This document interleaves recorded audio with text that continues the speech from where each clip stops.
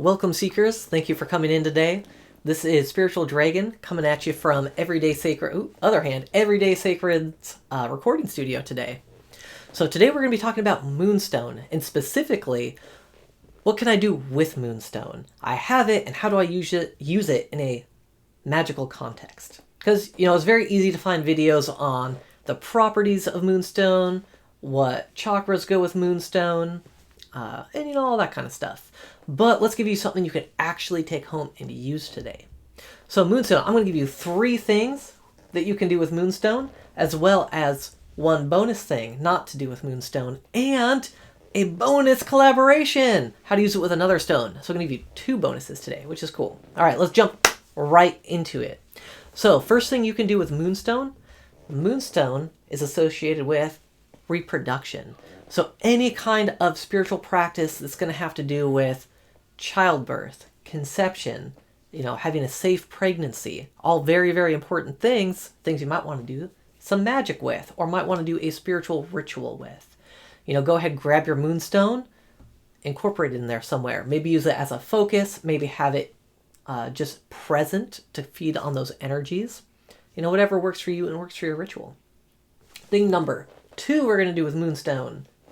There we go. Thing number 2 is travel. Moonstone is a good stone for traveling. So either have it on your person, or what I would prefer to do is before you travel, casting a spell or doing a ritual on safe travel. Protecting yourself as you travel, having a smooth traveling experience, having fun on your travels.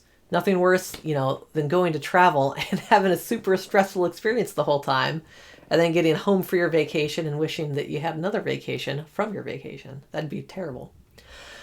All right, now thing number 3 that you can do with Moonstone is communing with the goddess Diana. Moonstone is associated very heavily with Diana, especially even going back to ancient times, where it was believed that Moonstone was solidified moonbeams, and Diana being the goddess of the moon, that's an easy one-to-one correlation there. So whether you're just doing, a witch's chant that has Diana in there, or you're actually really trying hard to commune, you could do a nice meditation where you're looking inside a piece of Moonstone and really drawing that connection close. Or any, let's say, Wiccan ritual where you're calling in a feminine energy, a goddess. You could have Moonstone present to assist with that. Are great things that you could do with Moonstone. Now, I promised some bonuses. One thing not to do with Moonstone, and that would be don't over-rely on it if you're going to use it for divination, or for what we call on today, for your travel rituals, for your reproductive rituals. Don't use it so much that you feel that you can't do these things without the stone.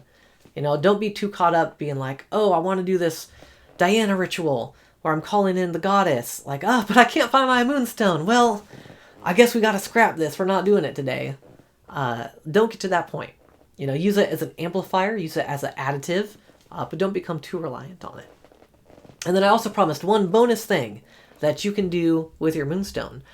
My last video on things you can do with amethyst was all about, maybe you have this point in your life and you don't know what to do about it. You don't even know maybe what questions you want to ask to get going the right direction with this ambiguity.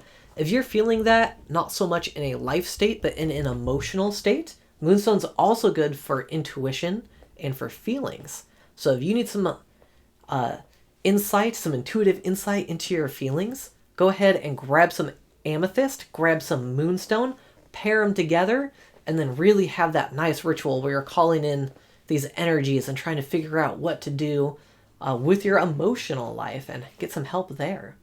So again, this has been Spiritual Dragon as a part of Everyday Sacred here.